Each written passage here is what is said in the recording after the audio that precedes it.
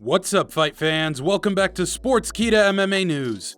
The Gypsy King and the Predator have agreed to a hybrid boxing super fight after Fury announced his pro boxing retirement. Alexander Volkanovski says he's earned his option to become a double champ. Jan Blachowicz comments on his previous spat with Sean Strickland over the Russian-Ukraine war. Dan Hooker admits his own arrogance in his recent UFC skid. And UFC newcomer Dean Barry blasts Mike Jackson over his debut mishap. All that and more on today's edition of Sportskeeda MMA News.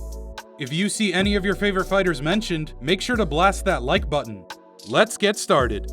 Arguably the greatest heavyweight boxer of our generation, Tyson Fury may have just fought for the last time 2 days ago, after beautifully knocking out Dillian Whyte in front of 94,000 fans at Wembley Stadium. The undefeated Tyson Fury earned his 32nd win in the ring and defended his WBC and the ring titles. The baddest man on the planet, UFC heavyweight champion Francis Ngannou, was called into the ring by the Gypsy King and essentially confirmed to fans what everyone has been curious to see for a while: a boxing fight between the biggest champions of the two combat sports. Ngannou himself put it plainly on the mic: "We are going to find out who the baddest on the planet is."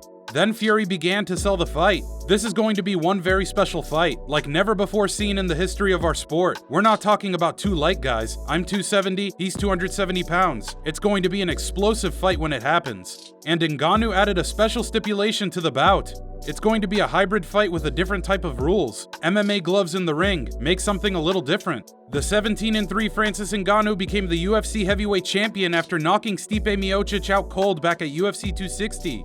Ahead of his first title defense victory over Ciryl Gane, Ngannou suffered a torn MCL and damaged ACL, and has since had surgery, sidelining him for a few more months. A super fight with Tyson Fury, an idea Ngannou's been floating around for the better part of a year, with ardent support from MMA figures like Joe Rogan, who have urged him to get his much-deserved fat paycheck. According to recent odds, Tyson Fury is a reported minus 1,500 betting favorite in that potential fight, which probably is appropriate given the way he's dominated opponents such as Vladimir Klitschko, Deontay Wilder, and now Dillian Whyte. But Ngannou might not be a walk in the park like many believe. It only took him just over 9 minutes of octagon time to knock out 4 former heavyweight champions in Andrei Arlovski, Cain Velasquez, Junior Dos Santos, and Stipe Miocic. What do you think is the best venue for a Fury versus Ngannou hybrid fight? Is Ngannou still at a disadvantage even though he wants to box with MMA gloves? Leave a comment down below. The undisputed UFC featherweight champion recently revealed that his hands are still swollen from his fight with the Korean Zombie.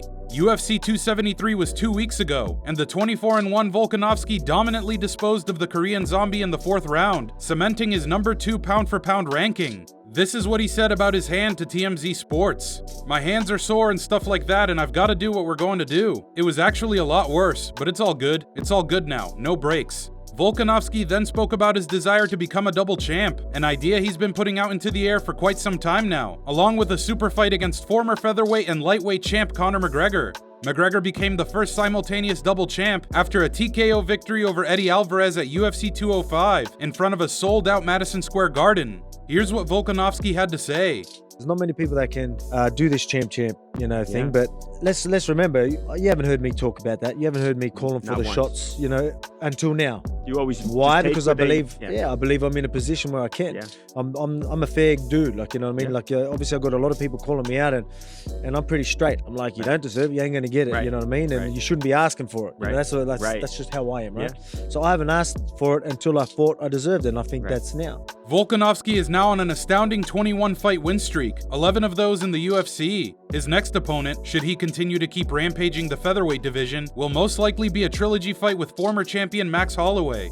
How do you see Volkanovski matching up against Charles Oliveira? What about Justin Gaethje? Earlier this year, everyone's favorite psychopath Sean Strickland made some unsavory remarks about the ongoing Russian invasion of Ukraine.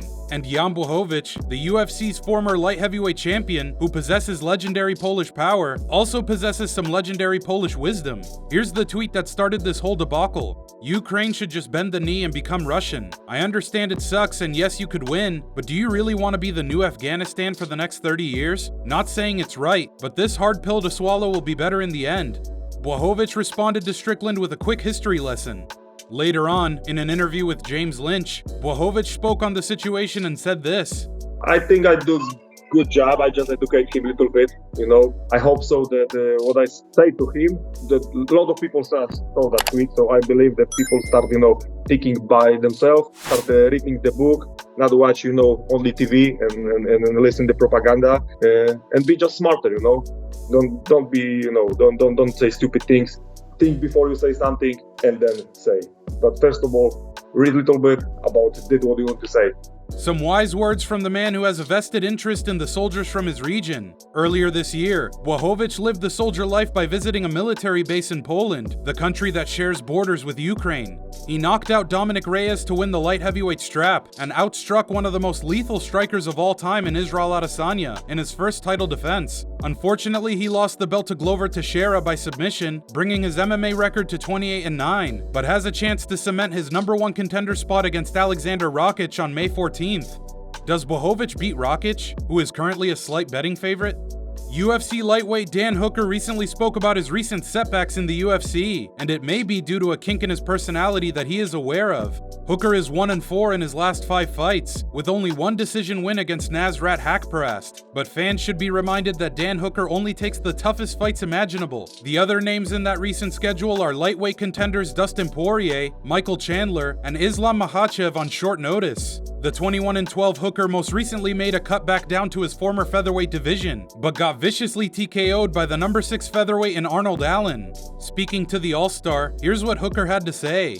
Because I'm a big guy on like mind over matter, but that's like this last 2 years has taught me is that mind over matter works in certain situations, but not in all situations. You cannot rely on, and it's like a bit of, not a bit, like it's just arrogance on my part too. Like there's like a lot of acknowledgement that I have to take. It's arrogance on my part, like thinking that I can beat like guys of these caliber under the circumstances that I'm trying to do it under. Like it's crazy. And there's only one excuse for that, is that my approach is arrogant. So obviously you have to take a step back and like address that. Hooker then added that he would return back to lightweight, and even called out a combat sport veteran on Twitter. Rafael Dos Anjos is looking for an opponent for July or August, and Hooker replied with, "Smash your face in."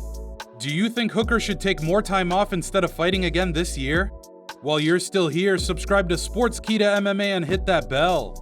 And last but not least, Irish UFC newcomer Dean Barry made his Octagon debut 2 days ago, but it ended in disappointing fashion. Among a few personal fouls, the seemingly jittery Barry was disqualified after viciously poking Mike Jackson in the eye, which honestly looked more like a gouge. This resulted in Barry losing his debut. He later spoke about it in a now-deleted social media video, and he was not too happy about the way Jackson conducted himself. Here's what Barry said. "To be honest with you, I thought he took the easy way out there. Didn't want to stay. Didn't want to continue fighting. Even when I kicked him low, he was talking on the ground to me for ages. Like if you get hit in the you can't be talking like that. Same with the eye poke. Straight after the ref called the fight off, he was fine. Both eyes opened perfectly. He said he can't open his eyes." Barry also expressed interest in the rematch if the UFC offered it. He posted this on his Instagram after his debut. "Had a lot of fun out there and dominated the fight. I felt a bit all over the place at first with the nerves, but I got to experience something most only dream of, and I'm only doing MMA 4 years. Sorry, Mike, for the accidental eye poke. It wasn't one bit intentional at all, brother, and wish you well. I'm feeling good, just a little upset and frustrated. At most, it should have been a no contest, but this happens. Again, my apologies for the eye poke. Never meant it to happen. I was seconds away from finishing the fight. On to the next one. Time for my right weight division. I got the UFC jitters out of the way now, and I'm excited to get out again." Barry is now 4-2 in MMA, but showed a lot of talent and potential in his debut against the man who beat CM Punk in the UFC. Who is your favorite UFC prospect from Ireland? That about does it for Sportskeeda MMA News. Here are some of the best comments from today. "No, Francis, please don't do this. Don't fight a boxing match with MMA gloves against Tyson Fury. I want you to live. I'd love to see Alexander batter the hell out of Wee Conor. Gaethje is going to smash Do Bronx." If you liked this video, please like, comment, and share. Your comments could be featured in the next Sportskeeda MMA News video. We always deliver daily content, so make sure you subscribe and hit that bell. For updates, quotes, and exclusive interviews from all your favorite fighters, follow Sportskeeda MMA on Twitter and Instagram. Thanks for tuning in.